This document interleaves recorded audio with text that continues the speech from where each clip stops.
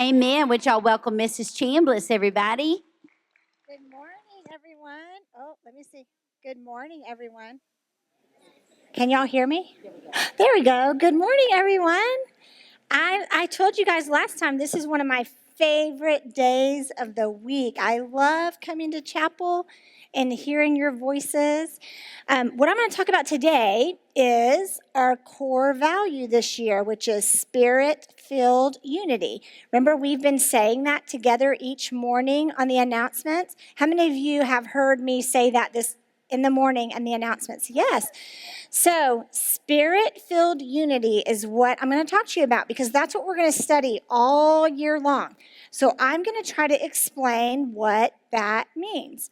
Okay, so first thing is we have been reciting this part together. So, spirit-filled unity, and it's Colossians 3:12 through 17. Therefore, as God's chosen ones. So I want you to say that with me, okay?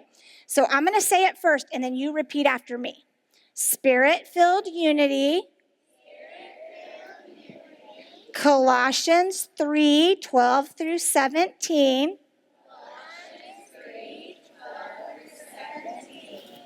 Therefore, as God's chosen ones. Therefore, as God's chosen one. Good. Okay. So that's what we've been learning so far. Now, I'm going to try to explain what unity is, spirit-filled unity, but I'm going to focus on unity first. So first thing is, now this is a very fancy definition with lots of big words. So I'm going to explain it to you in pictures in just a minute. But one person named Amanda Williams said, unity at its core, biblical unity, because we're specifically talking about a special kind of unity, a biblical unity. That has to do with the Bible, like what God says unity is in the Bible, okay? Refers to oneness, harmony, and agreement among Christians and within the church. So those are a lot of big words. So I'm going to try to explain to you what that means, okay? So I have a little video for you, and I want you to watch this video, and we're going to see, is this unity?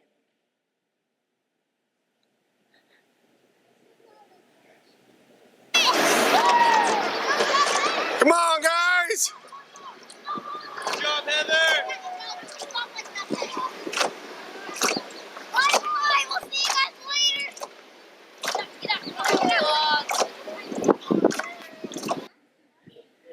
Can you tell what was happening with that boat?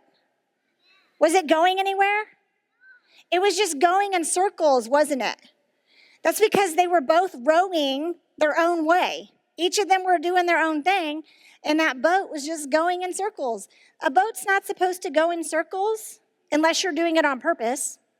Some people do that, but it's supposed to go somewhere. It's supposed to start here, and it's supposed to get to a point, like you're trying to get somewhere.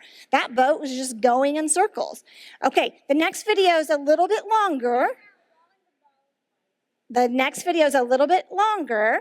But did any of you guys see this on the Olympics? Did anybody watch the rowers on Olympics? Some of you did.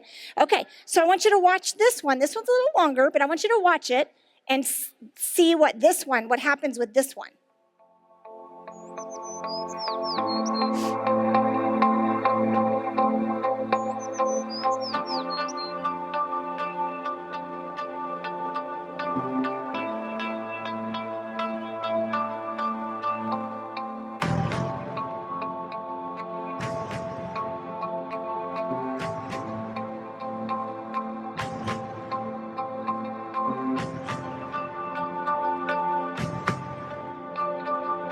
See how they're doing everything at the same time?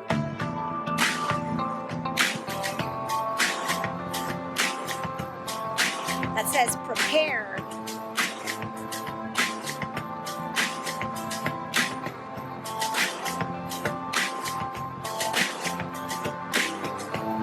Synchronized. Synchronized means exactly the same time.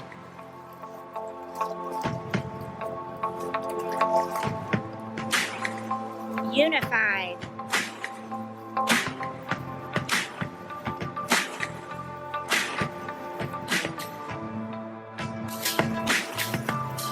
engaged.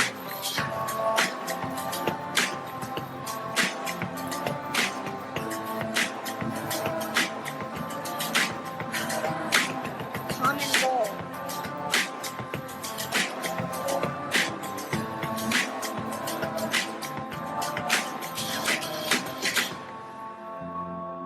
Focused.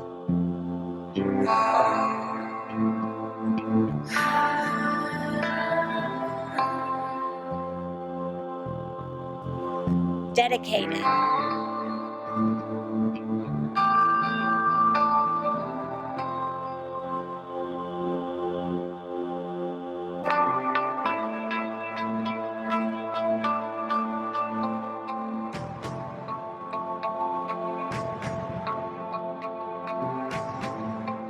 And we don't need to talk about that. So, but here's what was happening with that boat. It was going somewhere. Was it going in circles? No. Now, I know that a lot of those words were really big, and we don't have time to talk about every single one of those words. The main thing, it said unified.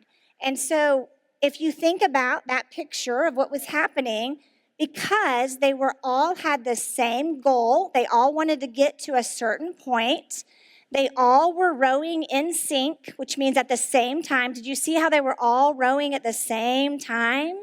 Because they were doing that, they were going in a straight line. They were going somewhere. They were going to where they wanted to go. And so that's unity. It's working together to go somewhere and to go in the same direction and to move. Does that make sense? So that's what unity is. Now, the biblical part, biblical unity means that, and spirit-filled means that when we accept Jesus Christ as our Savior, when we admit that we're sinners, those of you that were here last year, we talked about that. Sin is anything you think, say, or do that displeases God. When we admit that and we say, God, I need you because I can't do it, those people could not do it on their own. If they tried to do that on their own, they would not go as fast. They would not get to the point. They would not be able to win a medal like in the Olympics if they were not all working together, if somebody quit. And so spirit-filled unity means that when we accept Jesus, we're filled with his spirit. He gives us the power. It's God that helps us to be unified. We can't be unified without God. And so that's what we're going to talk about this year, is we're going to talk about what does it mean for spirit-filled unity. All right? Let me pray for us. Heavenly Father, I thank you for each and every one of our students that are here and our teachers.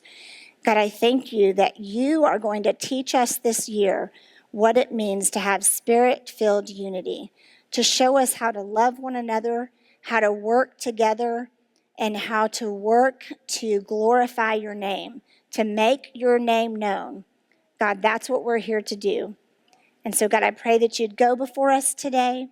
I pray that you'd help us to have a great day and that you'd help us to be able to learn more about you. In Jesus' name I pray. Amen. All right.